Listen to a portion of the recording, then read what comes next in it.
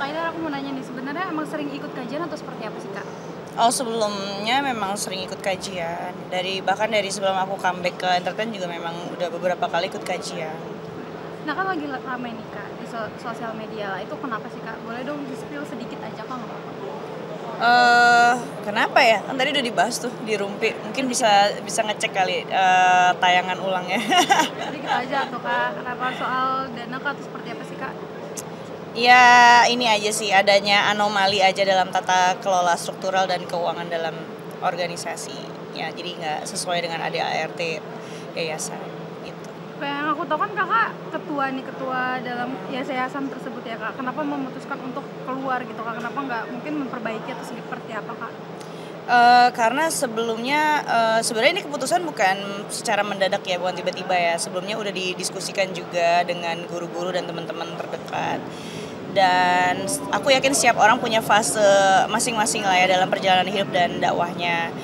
Dan ya aku ngerasa juga aku butuh ruang yang lebih luas lagi untuk bertumbuh dan bisa berkontribusi ke masyarakat baik secara sosial, edukasi dan pemberdayaan.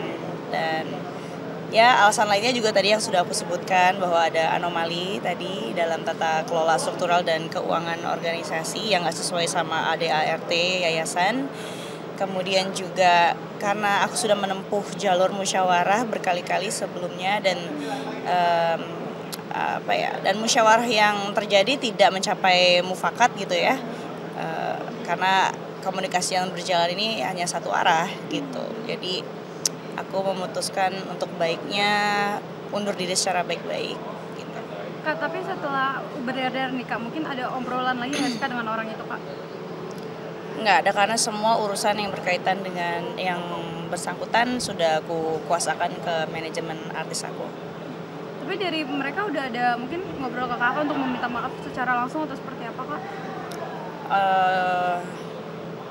Dalam ilmu psikologi kalau minta maaf tanpa perubahan dan niat baik untuk memberikan solusinya sama dengan manipulasi sih. Itu dalam dunia psikologi. Tapi kalau dari lubuk hati Kakak sendiri gimana Kak, memaafkan atau seperti apa? Kalau kita belajar dari cara Rasulullah bergaul ya, ada bergaulnya, memaafkan kan bukan berarti kita harus menemui secara intens gitu ya, secara terus menerus gitu ya. Ya kita juga punya hak lah untuk memiliki batasan atau boundaries demi kesehatan mental. Kak, tapi dari pihak sana sempat speak up juga Kak. Gimana sih Kak ngeliat mereka juga ikutan speak up, tanggapannya? Gimana ya, teman-teman yang pada speak up ya mungkin mereka memiliki titik kesamaan yang alasan yang sama lah gitu ya, alasan yang mirip gitu. Tapi untuk berbicara mewakili mereka, aku merasa aku tidak memiliki kapasitas untuk berbicara mewakili mereka lah.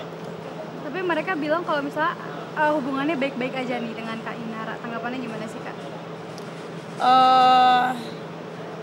Baik-baik ini kan relatif ya, nilainya dari segi apa dulu gitu. Jadi kalau menurut aku sih selama belum ada solusi yang tercapai gitu ya, selama belum ada kata mufakat yang tercapai, nggak ada yang baik-baik aja sih menurut aku. Terakhir Kak, harapannya ke depannya untuk apa sih Kak terkait masalah ini Kak, harapan Kakak? Harapannya mudah-mudahan berhenti di aku aja sih. Biar aku aja, asik. Oke. Makasih. Terima kasih ya, Kak. Assalamualaikum. Thank you.